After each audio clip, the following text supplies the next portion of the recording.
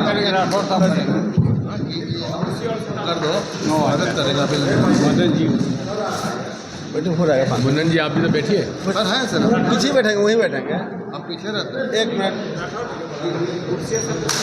Sir, आगे करना सोचिए। अरे क्या पड़ा सर, आ जाएगा, आ आ जाएगा। जाएगा, अपने नाम से कर देंगे। एक बैठो ना, ओहो ये बैठो ना। मदन जी का है, जी मिथिला आज का है। इस कार्यालय में हमारे नेता आदरणीय दिग्विजय बाबू को सम्मानित कर रहे हैं प्रदेश के पूर्व अध्यक्ष डॉक्टर मदन मोहन झा जी। धन्यवाद। ये परंपरा भी है और हम सब जानते हैं कि आदरणीय दिग्विजय बाबू का इस बिहार से 3 रिश्ते हैं। एक कि हमारे नेता हैं, हम सबों के नेता हैं। दूसरा, यहाँ इनके मामा का गाँव है। और तीसरा, इनका समझाना भी यही है, इसलिए 3 रिश्ते इनके यहाँ हैं।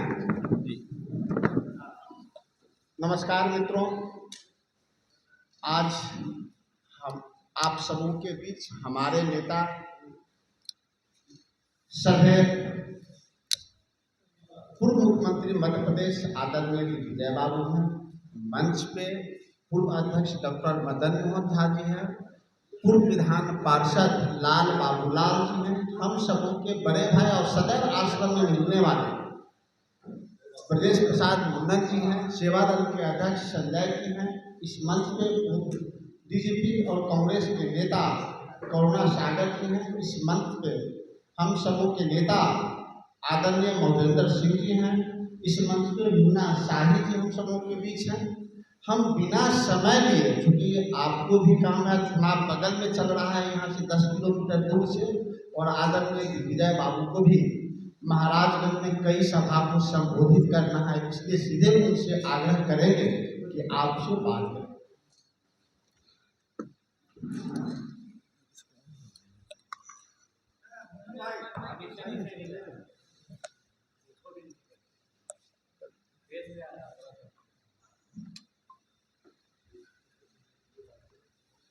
बहुत बहुत धन्यवाद राजेश जी।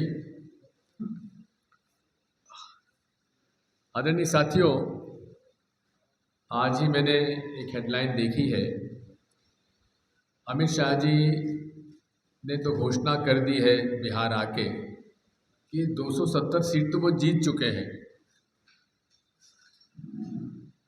गृह मंत्री हैं इस देश के, सारी जानकारी उनको रहती है और सब लेखा जोखा वो रखते हैं।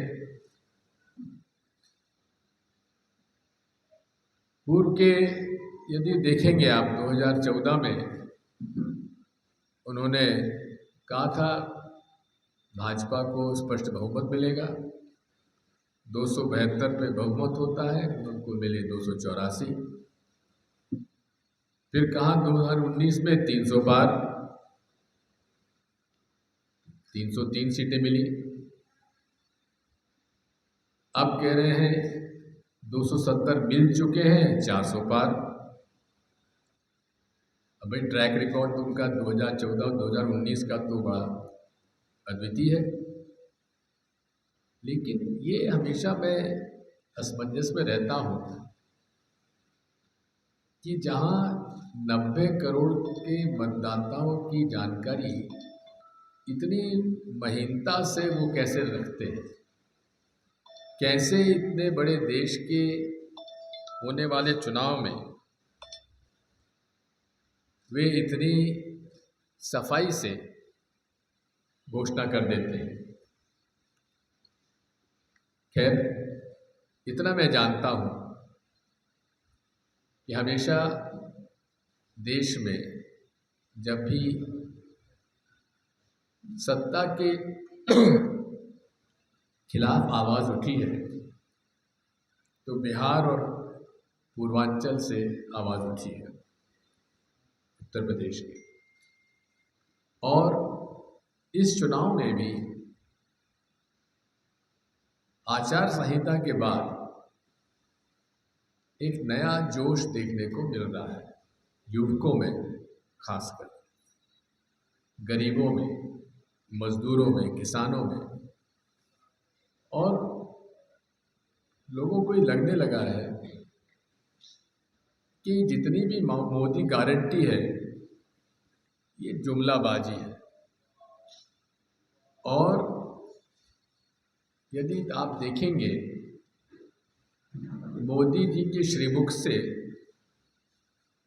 झूठ की एक फैक्ट्री है, रोज नया झूठ निकलता है। कहेंगे कुछ और बाद में बदल जाएंगे। जहाँ तक मेरी जानकारी है शायद बिहार में ही उन्होंने किसी चैनल को पत्रकार वार्ता में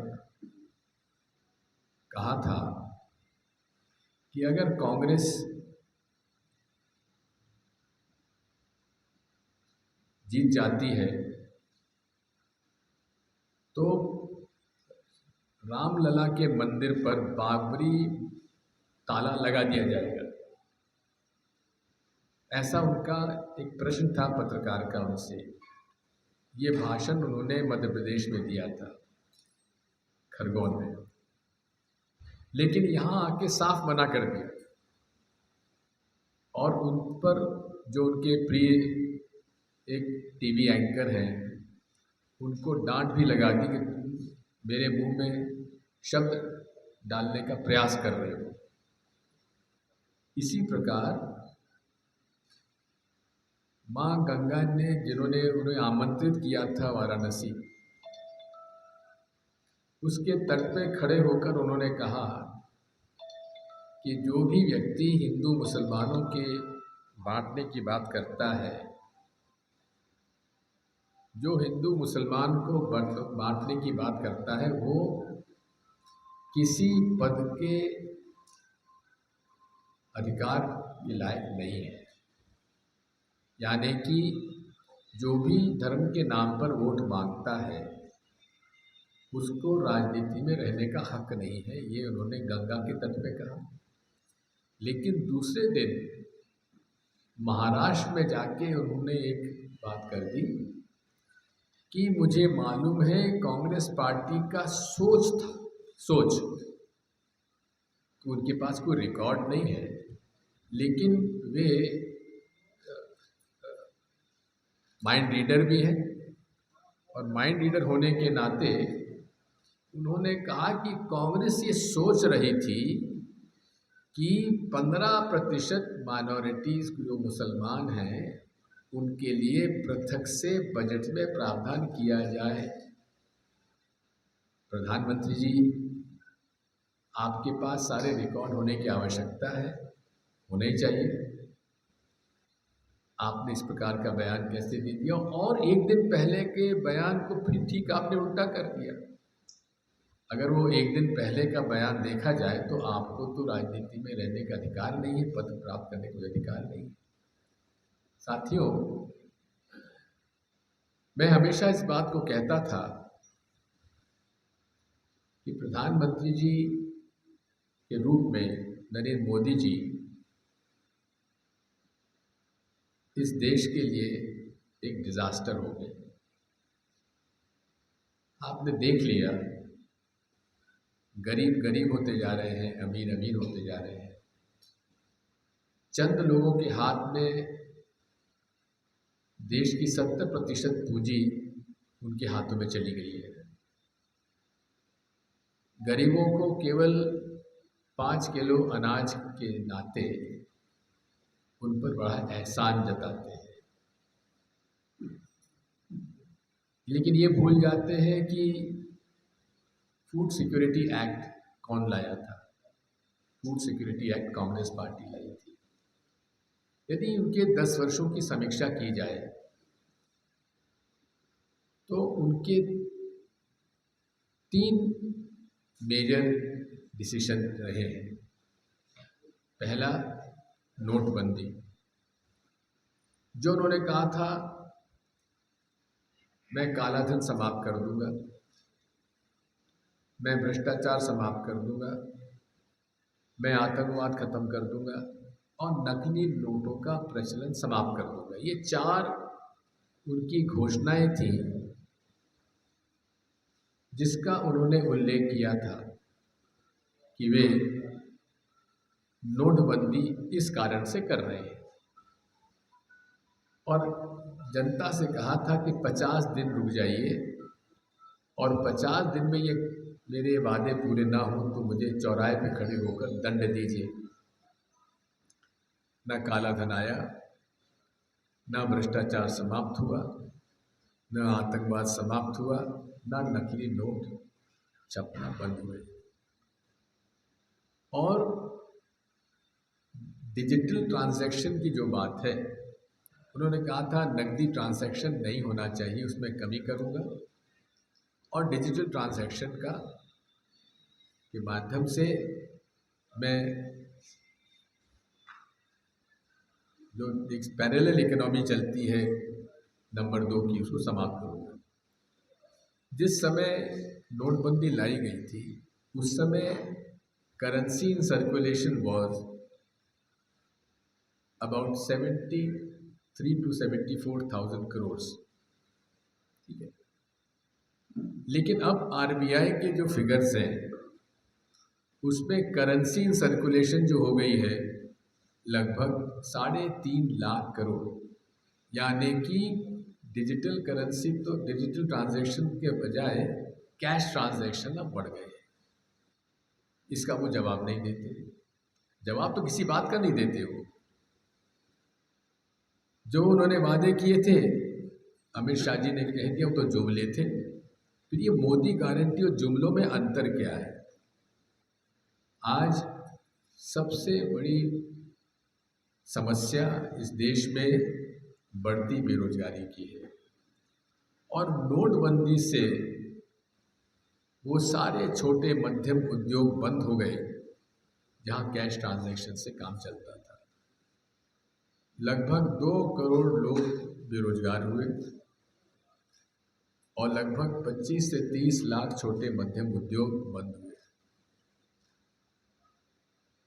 उस बारे में कुछ बात नहीं करते।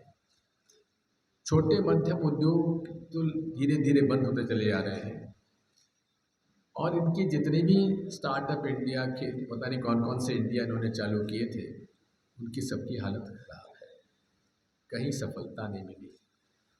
10 साल का प्रधानमंत्री कोई भी बात करेगा तो अपने 10 साल में उसने जो पॉजिटिव काम किए हैं, जो रचनात्मक विकास के काम किए हैं, सबका साथ सबका विकास सबका विश्वास की बात करते हैं, उसकी बात नहीं करते। उन्होंने मुद्दे क्या बनाए कि कांग्रेस पार्टी के चुनाव घोषणा पत्र जो है मुस्लिम लीग का चुनाव घोषणा पत्र है। भाई कितना बड़ा झूठ है ये। चुनाव घोषणा पत्र हमारा करीब 46 पन्नों का है। आप सब पत्रकार बंधु हैं, आप सब ने उसको पढ़ा ही होगा। कहीं भी हिंदू मुसलमान का जिक्र तक उसमें नहीं है। मुस्लिम लीग की तो बात ही छोड़ दीजिए। लेकिन उनको झूठ बोलना है, हर दिन झूठ बोलना है। फिर कह दिया कि ये पूरी संपत्ति हिंदुओं की वो कब्जा करना चाहते हैं, मंगल सूत्र भी महिलाओं का छुड़ाना चाहते हैं, 2 भैंस है तो 1 भैंस की वो छुड़ा लेंगे।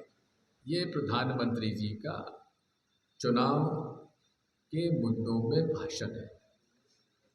ये नहीं बताएंगे कि बेरोजगारी कितनी है, ये नहीं बताएंगे कि महंगाई कितनी है, ये नहीं बताएंगे कि चीन पर कब्जा कितना हो गया है, हमारी ज़मीन पर चीन का कब्जा कितना हो गया है, हमारी भारत की भूमि पर चीन का कब्जा कितना हो गया है।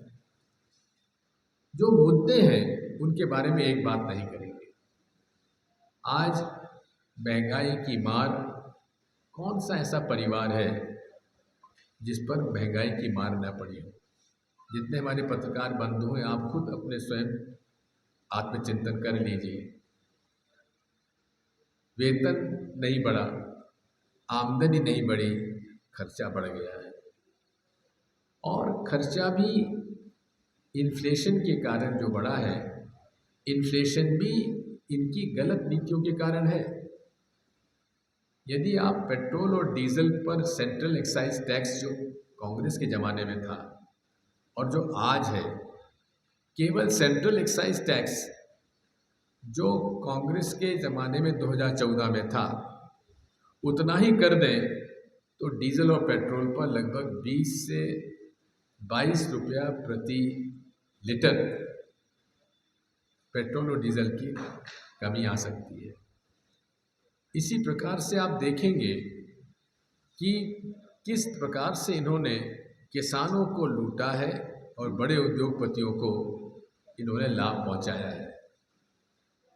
किस प्रकार से ये अपनी आयात और निर्यात नीति इस प्रकार की करते हैं। जब किसान के पास फसल होती है तो आयात खोल देते हैं, बाहर से सामान आ जाता है, भाव गिर जाते हैं, बड़े उद्योगपतियों को सस्ते में माल मिल जाता है और जब उनके हाथ से निकल जाता है, उद्योगपतियों के पास पहुंच जाता है तो निर्यात खोल देते हैं तो भाव बढ़ना शुरू हो जाते हैं।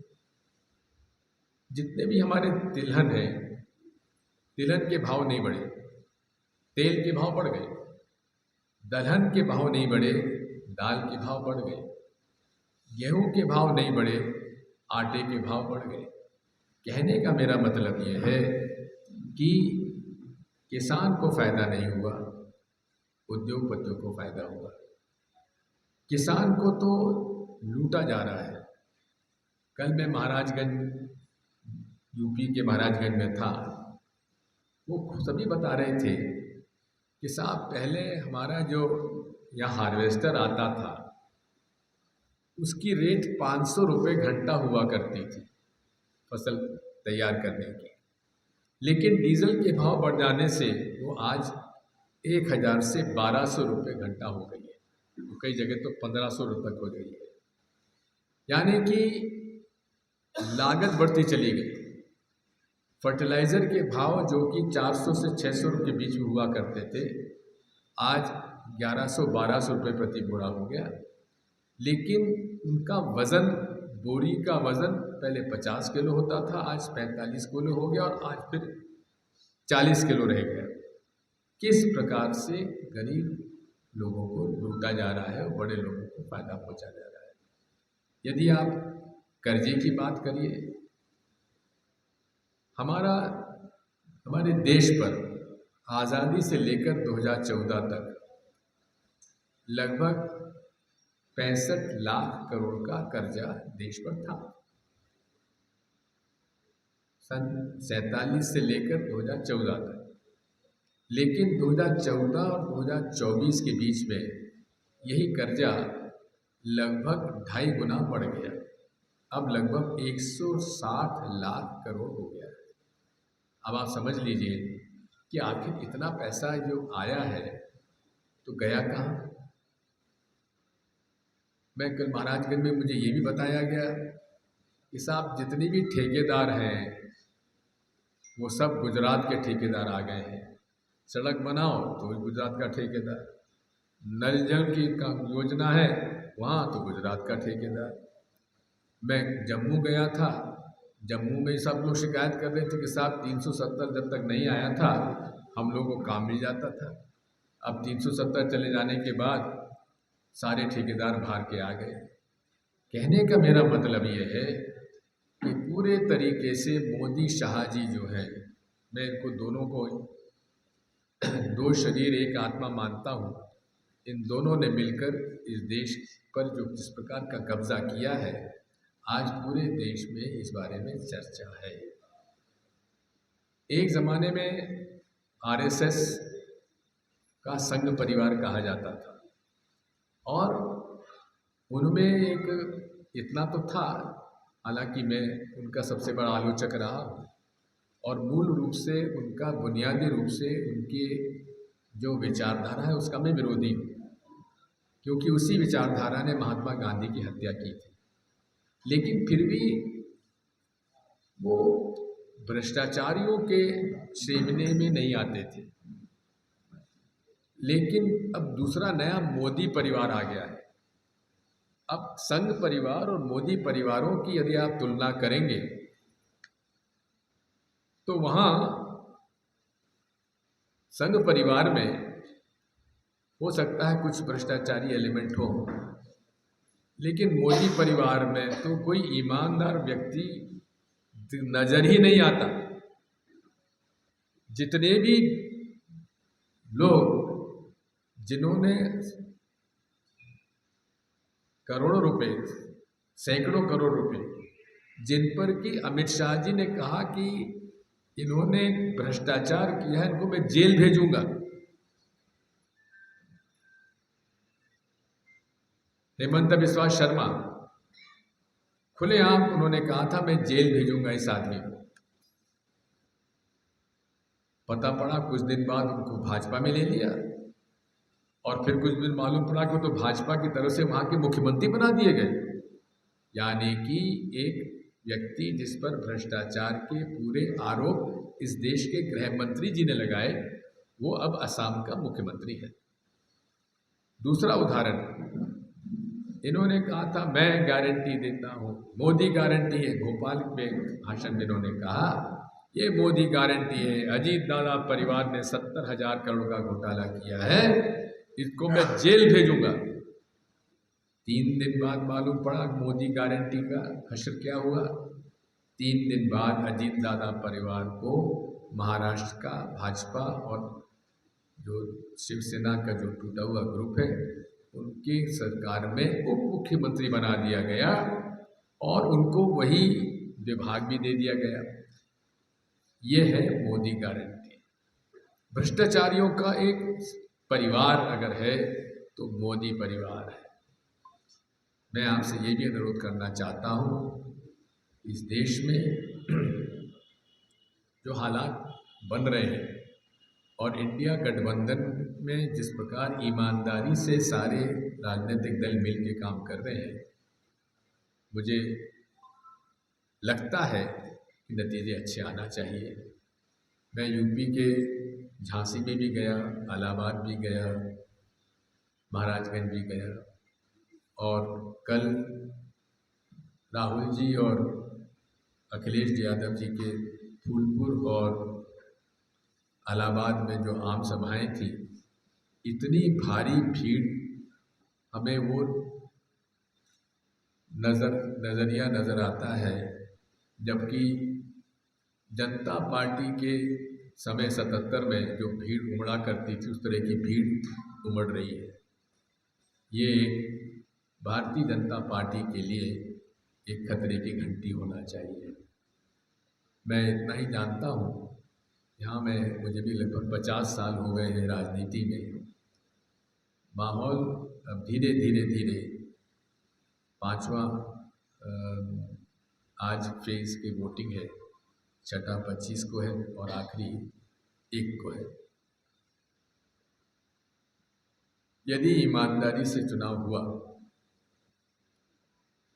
तो किसी हालत में भाजपा की सरकार नहीं बनती और ना एनडीए को बहुमत मिल पाएगा। और मुझे विश्वास है कि जो जनता उमड़कर सामने आ रही है, विशेषकर नौजवान, दलित और गरीब मजदूर, भारी समर्थन हम लोगों को मिल रहा है। अभी बार बार 400 पार की बात करते हैं। 400 पार कहाँ से हो जाएंगे मैं समझ नहीं पा रहा हूँ, क्योंकि 400 पार करने के लिए इन्हें लगभग 97 सीटें और चाहिए एडिशनल, वो कहाँ से आएंगी। लेकिन मोदी है, सब कुछ मुमकिन है। मैं एक बात आपसे कहना चाहता हूँ कि आज देश में लोकतंत्र संकट में है। जिस तरह से सूरत में, जिस तरह से इंदौर में इन्होंने दबाव डालकर झूठे प्रकरण बनाकर लोगों के फॉर्म विड्रॉ कराए हैं, और जिस तरह से धौंस दपट दी जा रही है, वो एक अगर ये सरकार इनकी चलती रही तो आने वाले समय में लोकतंत्र पर खतरा है। और लोकतंत्र की खतरा के साथ साथ 400 पार का उद्देश्य क्या है? कई भारतीय जनता पार्टी के सांसद कह चुके हैं कि हमें संविधान बदलना है और संविधान बदलने के लिए हमें 400 पार की आवश्यकता है। अभी 2 दिन पहले जयराम रमेश ने, हमारे मीडिया चेयरमैन ने महेंद्र आदित्यनाथ जी के वेबसाइट से एक लेख, उनका द्वारा लिखा हुआ लेख, किस प्रकार आरक्षण जो है देश के लिए खतरा है, इस प्रकार का लेख जो उन्होंने लिखा था, जिसमें स्पष्ट रूप से उन्होंने आरक्षण का विरोध किया था। ये उनकी जो आंतरिक मानसिकता है वो इससे परिलक्षित होती है। मैं इस बात को कहना चाहता हूँ कि इस देश में यदि गरीबों, मजदूरों को, किसानों को हक दिलाना है, अमीर और गरीब की खाई कम करना है, तो जैसा कि राहुल गांधी जी ने कहा है कि हमारी सरकार आने पर जो भाजपा ने कुछ लोगों को अरबपति खरबपति बना दिया, हम जितना पैसा उनके पास गया है उतना ही हम गरीबों में बांटेंगे। और इन्होंने कुछ लोगों को अरबपति खरबपति बनाया, कांग्रेस पार्टी करोड़ों को लखपति बना देंगे। और 2019 के हमारे चुनाव घोषणा पत्र में भी ये बात थी कि गरीब परिवार की महिलाओं को 6,000 रुपये माहवार डायरेक्ट बेनिफिट स्कीम दी जाएगी, लेकिन सरकार हमारी नहीं बन पाई। लेकिन अब फिर से हमने इस बात को उल्लेख करके कहा है कि गरीब परिवारों की महिलाओं को 8,500 रुपये माहवार यदि साल भर में 1 लाख रुपये दिया जाएगा। इसी तरह से युवाओं को भी जिस तरह से जैसे वो ग्रेजुएशन करते हैं तो उनको अप्रेंटिसशिप में लिया जाएगा, हुनर सिखाया जाएगा और 1 वर्ष के लिए उन्हें 1 लाख रुपये के हिसाब से 8,500 रुपये माहवार दिया जाएगा। ऐसे अनेक हमारी 5 गारंटियां हैं और ये ऐसी वैसी गारंटी नहीं है जिस पर हमारे राष्ट्रीय अध्यक्ष मल्लिकार्जुन खड़गे के दस्तखत हैं, राहुल गांधी के दस्तखत हैं। ये हमारी गारंटी कोई जुमला गारंटी नहीं है, ये ईमानदारी से सोच समझ के दी गई गारंटी है। और हम वादा करते हैं कि अगर सरकार हमारी बनती है तो पूरे तरीके से एक एक गारंटी के आधार पर हम काम करेंगे। किसानों का कर्जा माफ़ करने की भी बात करेंगे। इस 10 साल में किसान और मजदूर का 1 पैसे का भी कर्ज माफ़ नहीं हुआ, 1 पैसे का भी। लेकिन बड़े बड़े उद्योगपतियों के 16 लाख करोड़ का कर्जा माफ़ हुआ, 16 लाख करोड़ का। ये सारे वो लोग हैं जो पैसा ले लेके यहाँ से भाग गए। और ये भी है कि अगर 16 लाख करोड़ में से केवल 1.3 लाख करोड़ अगर किसानों को कर्जा माफ़ कर देते तो पूरे देश में किसान कर्ज मुक्त हो जाता। जिस तरह से सन 2008 में 72,000 करोड़ का कर्जा माफ़ करके कांग्रेस सरकार ने किया था, लेकिन उनको उसकी चिंता नहीं है। उन्हें तो केवल एक ही चीज़ दिखती है, कुर्सी, सत्ता और उनके खरबपति मित्र। उनको कैसे और अमीर बनाया जाए और कैसे देश की पूंजी, देश की व्यवस्था और देश के जितने भी बुनियादी क्षेत्र हैं उनको कितना ज़्यादा उन पर कब्जा किया जाए, ये उनका पूरा प्रयास होगा। ये सारी गारंटियाँ आपके पास ऑलरेडी हैं, आपको पहले दिखाई दी गई होंगी, जिस पर कि खड़गे जी का और हमारे राहुल गांधी जी के दस्तखत हैं इस पर। और इस पर भी आपत्ति भाजपा ने कर दी थी। खैर, हमारी तो लिखित गारंटी थी, है और रहेगी। इतना ही मुझे कुछ कहना था। मैं बिहार के मतदाता भाइयों बहनों से यही प्रार्थना करूंगा कि बिहार ने हमेशा इस देश को दिशा दी है, राजनीतिक रूप से हमेशा एक नया स्वरूप हमको दिया है।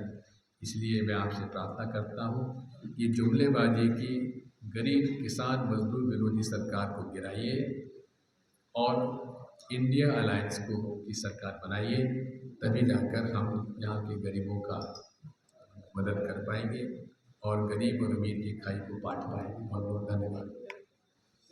क्वेश्चन जी? हाँ,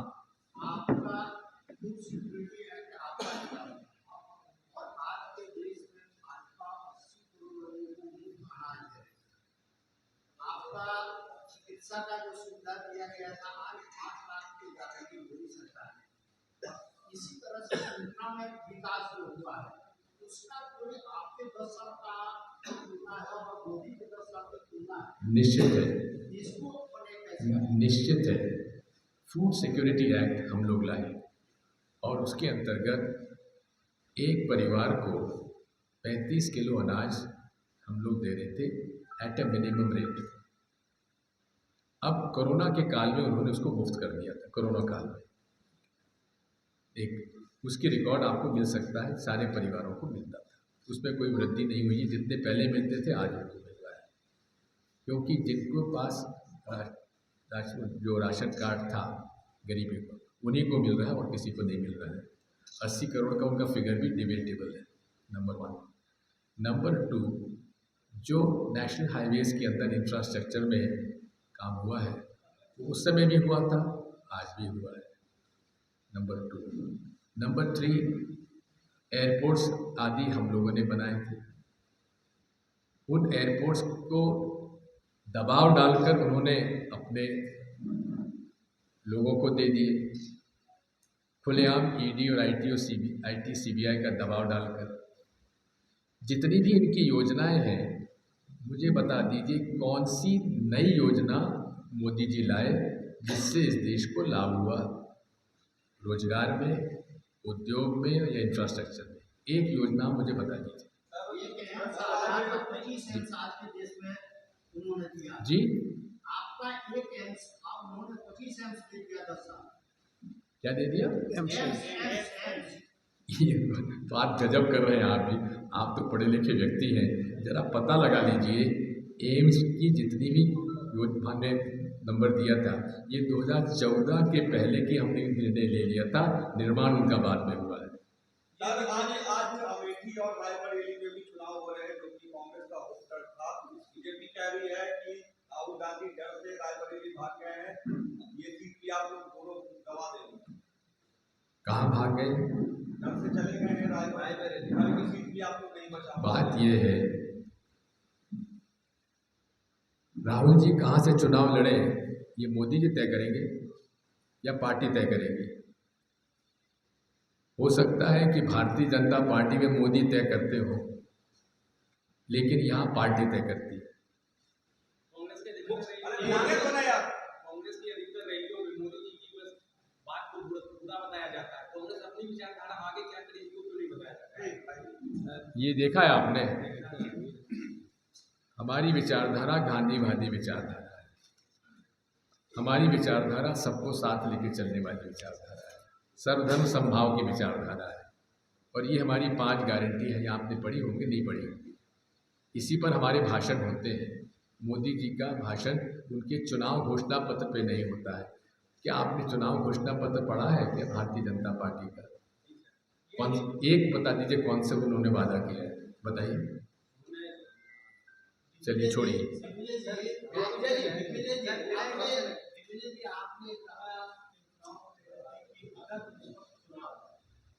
बात आपने कही कि मोदी जी है तो क्या आप चुनाव आयोग की निष्पक्षता पर सवाल उठा सकते हैं? निश्चित तौर पर उठाता हूँ। नंबर 1, हम लोगों ने अप्रैल 2023 24 नेशनल पॉलिटिकल पार्टीज के उसमें 8 हम लोगों ने इलेक्शन कमीशन ऑफ इंडिया से मिलने का समय मांगा। 28 पॉलिटिकल पार्टी जिसमें अधिकांश नेशनली रिकग्नाइज पॉलिटिकल पार्टीज थी, उन्होंने हमें मिलने तक का समय नहीं दिया। एक दूसरा, हर भाषण में मोदी जी जहाँ हिंदू मुसलमान कर रहे हैं वहाँ मॉरल कोड ऑफ कंडक्ट का पहला पैराग्राफ का वायलेशन है, लेकिन उसको आज तक उन्होंने संज्ञान में नहीं लिया, number 1। Number 2, peoples representation act का भी वायलेशन है, उस पर उन्होंने कोई संज्ञान नहीं लिया। नंबर 3, IPC 153A के अंतर्गत हिंदू मुसलमानों में धार्मिक आधार पर कोई नफरत फैलाने वाली बात करता है, उस पर भी सरकार ने, इलेक्शन कमीशन ने कोई संज्ञान नहीं लिया। इसलिए हमको उनकी निष्पक्षता पे भरोसा नहीं है। दूसरा, सुप्रीम कोर्ट ने सुझाव दिया था कि आप सुप्रीम कोर्ट के चीफ जस्टिस को भी इसमें सिलेक्शन ऑफ इलेक्शन कमिश्नर से शामिल करिए। उन्होंने उसको नहीं मानते हुए एक कानून ले आए। प्रधानमंत्री जी, उनके द्वारा मनोनीत मंत्री और विपक्ष के नेता को कौन से नेम्स कंसिडरेशन में बताया तक नहीं।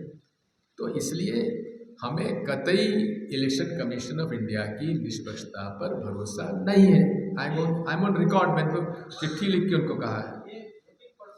एक minute, one by one. Punjab में संगरूर में प्रत्याशी हैं कांग्रेस के सुखपाल खैहरा जी, पंजाब में संगरूर में आपकी पार्टी के प्रत्याशी सुखपाल खैहरा, उन्होंने 2 दिन पहले कहा है कि बिहार के लोग पंजाब पे कब्जा करने की नीयत से आ रहे हैं और वे पंजाबियत को खत्म करने की मंशा रखते हैं।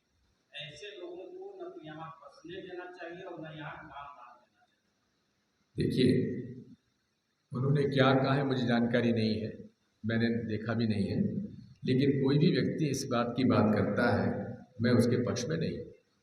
प्रधानमंत्री मोदी कह रहे हैं कि आप लोग वोट बैंक की राजनीति करते हैं, इसलिए माइनॉरिटीज की बात करते हैं और धर्म के आधार पर आरक्षण नहीं देने की बात कही गई। बाबा साहब अम्बेडकर और जवाहरलाल नेहरू का भी जिक्र। जी बिल्कुल, कांग्रेस पार्टी भी भारतीय संविधान में जो है उसमें धर्म के आधार पर आरक्षण का कहीं प्रावधान ही नहीं है। मोदी जी झूठ बोलते हैं जो कहते हैं कि कांग्रेस पार्टी मुसलमानों को आरक्षण दी है। झूठ बोलते हैं मोदी जी। आरोप भी लगाया जा रहा है कि आप वोट बैंक की अरे आरोप, इसलिए मुसलमानों को आरक्षण देने की बात। अरे कौन ने की है? आप उनकी बात झूठ को दोहरा रहे हैं श्रीमान। भारतीय संविधान में धर्म के आधार पर आरक्षण देने का प्रावधान ही नहीं है। मोदी जी तो झूठ की फैक्ट्री है भाई, रोज झूठ बोलते हैं और आप उनकी बात समझ जाते हैं। ये अमित शाह जी कह रहे हैं कि दिल्ली के पर कब्जा करने से कांग्रेस और उनके घटक रोक रहे हैं, पाकिस्तान की एटम बम से डरा रहे हैं। बेकार ऐसे बात है। एक बात सुन लीजिए, कांग्रेस पार्टी के नेतृत्व में हमने पाकिस्तान के 2 टुकड़े किए। हम न पहले उनसे घबराते थे, न आज हम घबराते हैं। लेकिन नरेंद्र मोदी चीन से जरूर घबराते हैं, एक शब्द चीन के बारे में नहीं बोलते। जबकि उनके रक्षा मंत्री, उनके chief of general army staff, उन्होंने कहा था कि चीन की सेनाएं हमारे भारत की ज़मीन पर आ गए हैं। उनको कॉन्ट्रडिक्ट किया मोदी जी ने, जिसका कि चीन ने उनकी बड़ी प्रशंसा की कि देखिए, तो बात वही है, घबराते न कांग्रेस पार्टी कभी घबराती है न डराती है। हम लोग अपनी शक्ति जानते हैं और हिंदुस्तान को अपनी शक्ति पर गर्व भी है।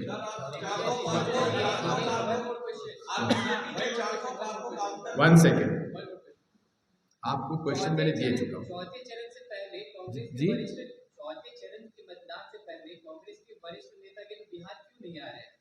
चौथे चरण के मतदान के बाद क्यों आ रहे थे? सब चुनाव लड़ रहे थे।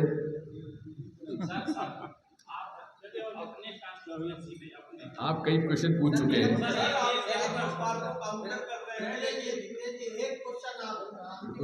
रुक जाइए। महंगाई की बात कर रहे थे। नरेंद्र मोदी जी कहते हैं कि इंदिरा गांधी की सरकार में जितना महंगाई था उसकी अपेक्षा कुछ भी नहीं। बात यह है, और 2014 के समय में हमारी अर्थव्यवस्था 6 नंबर की थी और हमने उसको 5 नंबर से और आगे। ये महा झूठ बोलते हैं, महा झूठ की फैक्ट्री है नरेंद्र मोदी।